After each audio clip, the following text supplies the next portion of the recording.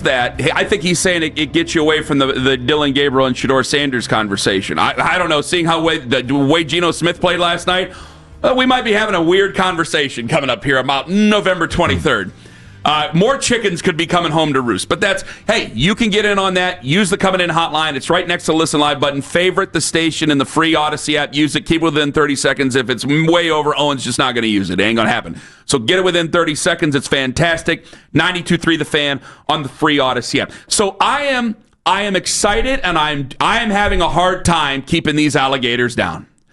But you haven't really told me why you're excited because that's why I'm so interested. You danced around it for a whole segment. I didn't dance around it. You did not really say what you're excited about. I did not dance around it. I did not dance around anything. I wanted you to talk me in to being pragmatic about this and not being overzealous. I wanted you to talk me into being a thinker instead of a feeler, because for so long I've been a feeler, and for so long I felt really bad about the direction of where this football team is headed, and I wanted to be a thinker. So I go, you know what? You need to be a person who looks at this and says, you need to think more like Tone, not more like yourself, and meld them together. See, because this has been the issue. I am a feeling guy. This show is a microcosm of the Cleveland Browns over the last decade. I would feel if we were going to go back and forth with each other, I would think people would feel I'm more John Dorsey, more feely, more get in the locker room, see the way the guys interact, feel how the way the guys interact, and move on from there. You're an analytic person. You're a debater. You're not just a sports fan, and I do commend you for it. That's right.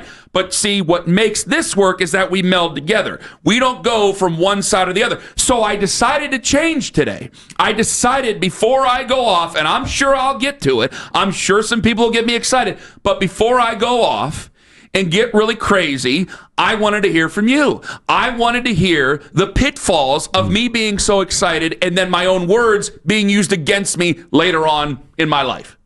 Because there is absolutely 100% a possibility, and I think it's a strong possibility, that they move Andrew Berry up to a chief strategy officer, team president role, and they move somebody else into the general manager spot. I would feel Glenn Cook is poised to be the general manager of this football team. Here is my issue, Kenny. Do you not? Yeah. Okay. I think that could be. There's two roads here. The two roads are kind of the one that you are mapping out, which I think is the dangerous one, which is we are going to continue with this stability. Yeah. We are going to promote Andrew Berry. He will still have his eyes, his ears on every single decision that's being made here in Berea. Stefanski stays, and it'll be a continuation of kind of what we've seen.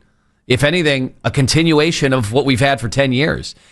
If the other road, and this is the one that I would support, the other road is a total house cleaning and a reboot. Mm-hmm. The problem with that is the reboot would mean whoever comes in is going to trade your high-priced veterans. Well, who are your high-priced veterans? It's Myles Garrett. Okay. It's Denzel Ward. Okay. It's David Njoku, who you know what I mean. Like that is the way this works. Neither one, I think, is appetizing to fans. Both of those roads I just laid out, because both of them are painful. Oh, thank you very much for bringing this up. No matter what they do, you have so much more work to go, and we have so much more pain to go through. Thank you so much for bringing this up. But what I'm excited about is finally I will hopefully have somebody that can answer for any of this. Because there are so many people. I'll tell you why I would feel better if Andrew Berry was the team president or the chief strategy officer. I think he'd stay here. And I know he didn't speak yesterday or over this last week, so maybe it portends to something terrible. But I think that this is a guy who's had to stand in there and answer for some terrible decisions here over this last 6 years. He's had to stand in there and answer for some of the bad drafts and for some of the bad draft picks and some of the off-field incidents and for a lot of the other things that I just haven't heard from the other guy. You see, what bothers me so much is that people are saying, well, you just got rid of the silent ones. You always got to worry about the silent. Somebody wrote in on the messenger during the break, all you did was get rid of the silent one. You don't have anything to celebrate. The silent ones are the ones you got to worry about. That's the one you got to worry about. And for a long time, I've been worried because I don't know what influence he has. As I've said before, a Rasputin type figure, I don't know what you do.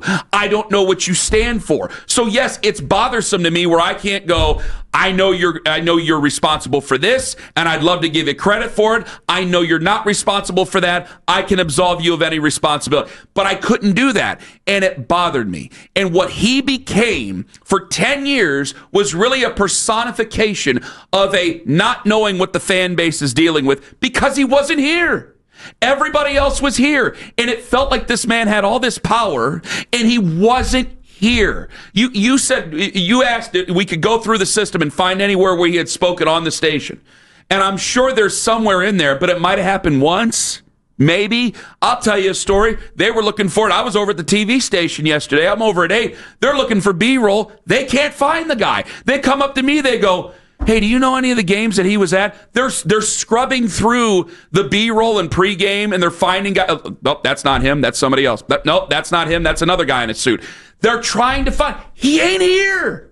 He ain't here. This team has been to the playoffs 2 times. Congratulations, twice, because before it was really, really bad. Now it's just some sort of bad, but guess what? It's getting ready to be really, really bad again. So he's jumping off the boat right as it's about to get really, really bad. So you know what? Yeah, I'm going to take the victory, and I'm going to be excited for it, because I do think that at least we're getting some clarification, and if you install Andrew in there, then I could look back at previous decisions that I think you're responsible for, and I'm not sure altogether, but at least in 2 years, if they were to install Andrew as the team president, I would look at it and go, you did this, this, and this, because I would have more information. You did this, this, and that, and I don't like it, or you didn't do this, and now we can move forward with that. There's so many more things. I can't say that.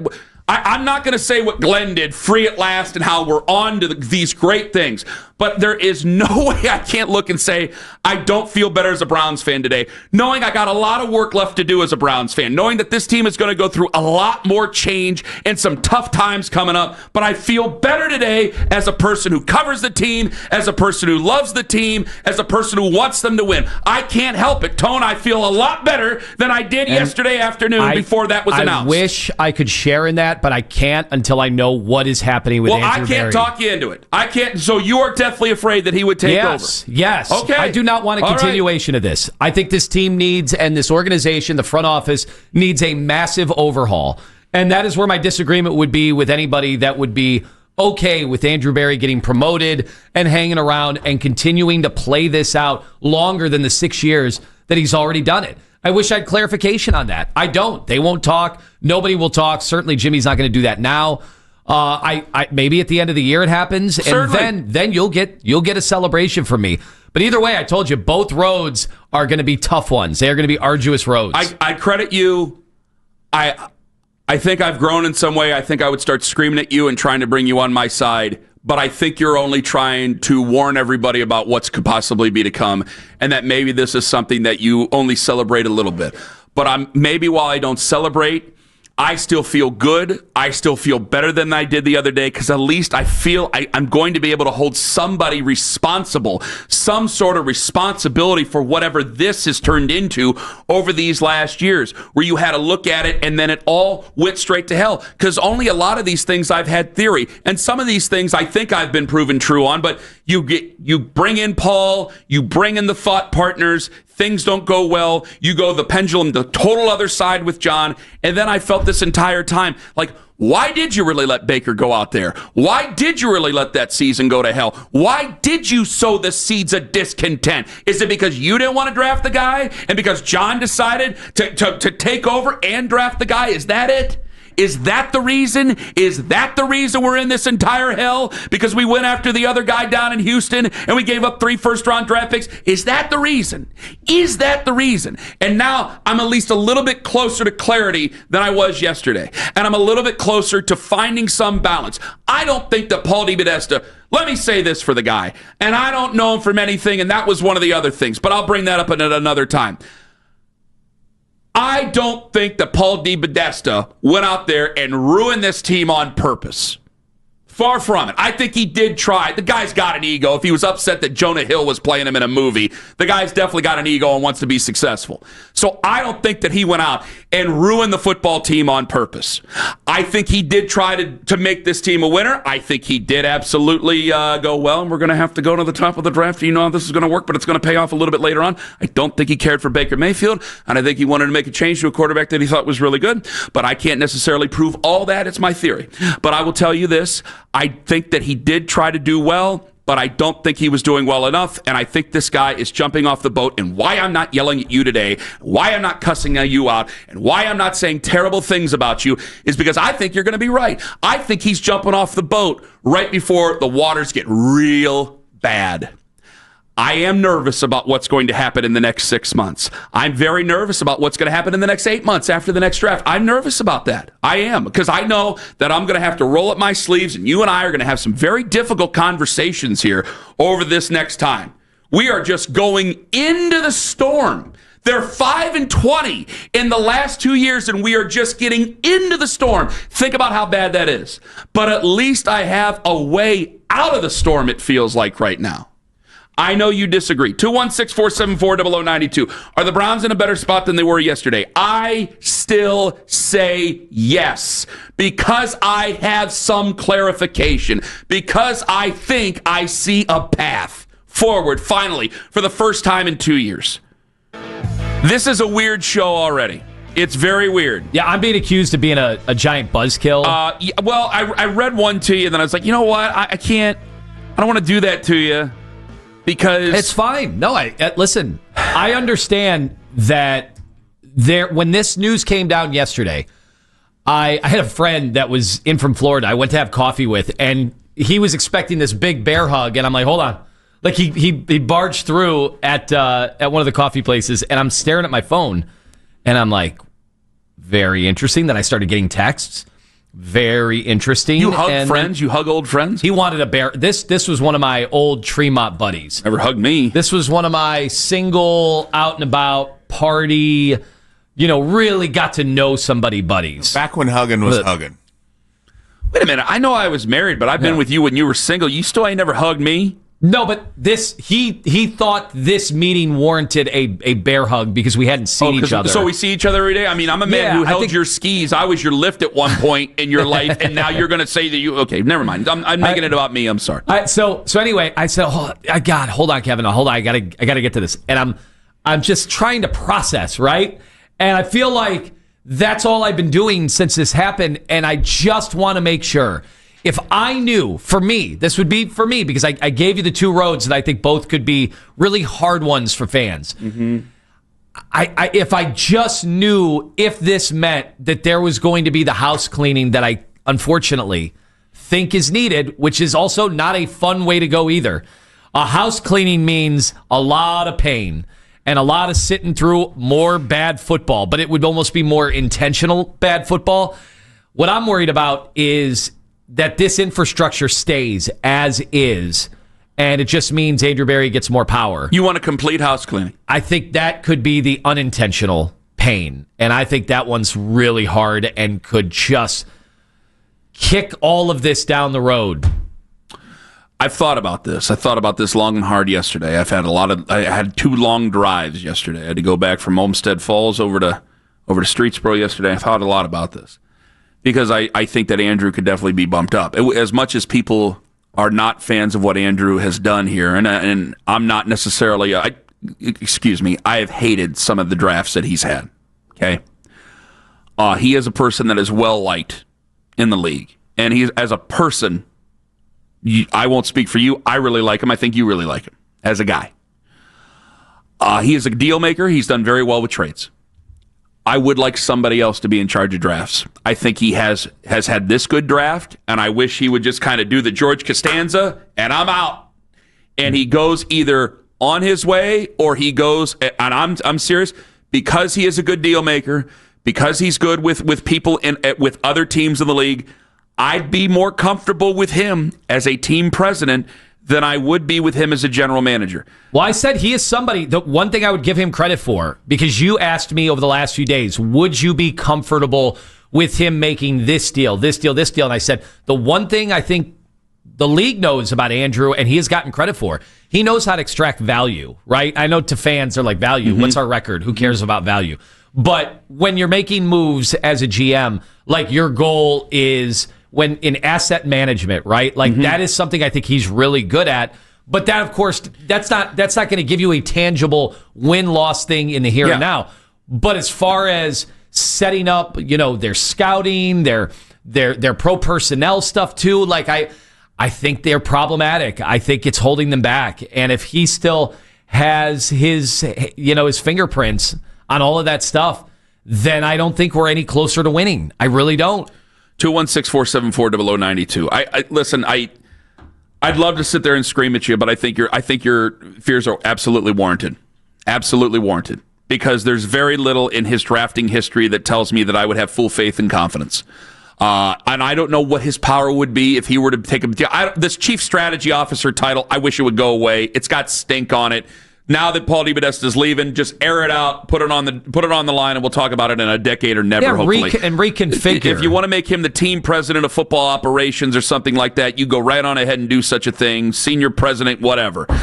There's plenty of different creative ideas that you can come up with for a title. But I would feel more comfortable with him in that role than I feel with him as general manager right now. Would you be more comfortable with him staying in that role and somebody else coming in as a chief strategy officer? From the outside, because there's a million different things that you can do here, Tone. Yeah, here's the thing. Anytime you bring in a powerful person from another organization or whatever to run things, most likely the first thing they're going to do is fire the coach, and then is there going to be, if Barry is above them or parallel with them, that typically results in a power struggle situation. I mean, I just look at what happened in New England. It's more about Vrabel than anything else. It's more about Vrabel than who's running the front office. Vrabel is the guy. And that's he is the he's the central force. And that's what they need moving forward. You need clear definitions. People in the building all year round people in the building all year round answering to it. See, my biggest problem with Paul DePodesta, and why I think you should have a problem with Paul DePodesta, is that you've had more accountability over these last 9 years than he has. People call you up every day and say, you so-and-so, you didn't want Baker Mayfield, you wanted Deshaun Watson, they rip you for this decision and that decision, and you've had more accountability. And you and I ain't making the money that he makes, and you and I damn sure ain't got the power that he makes. Hell, when people go, well, he really didn't have that much power. No. If you want to say that about us, you go right on ahead. But let's not sit there and act like he was just some guy sitting on a bench watching all this happen. You are absolutely sticking your head in the sand and lying to yourself. If you think that we're all just conspiracy theorists, that is a ridiculous thing to think. A ridiculous thing to think. Eventually, an owner may just be an owner and may make their decisions. See, again, I don't know what they're responsible for. You and I have been held more responsible. Nick and JP, Adam and Dustin, we've all been held more responsible for our opinions, for everything we've said, than anything he's ever done. And that's wrong. That's wrong. Because you and I and all of us that I just mentioned, we ain't got the power. Okay? He does. And that's been my problem here over these last 9 years. I would love to sit here and run away from bad opinions on this football team that I've given over the last 9 years. I can't do it because I ain't running anywhere, and I have to face the music at 6 a.m. every morning. So I've had to sit there and get red-faced and angry and on the verge of dropping F-bombs and being called every name in the book as an idiot and a dummy and all the other things, and he hasn't had to answer to any of it. Any of it. Andrew has had to sit out here in front of the media. Now, he didn't do it this time, and I'm very critical of him for not doing that. But he's had to be called different words and deal with all of that. Kevin Stefanski has people raining boos on him and yelling at him as he walks through the tunnel. And Paul DePodesta answers for zero. That's been my problem. That's why I'm happy this has ended. Because at least I can try to find some accountability other than goofballs on the radio.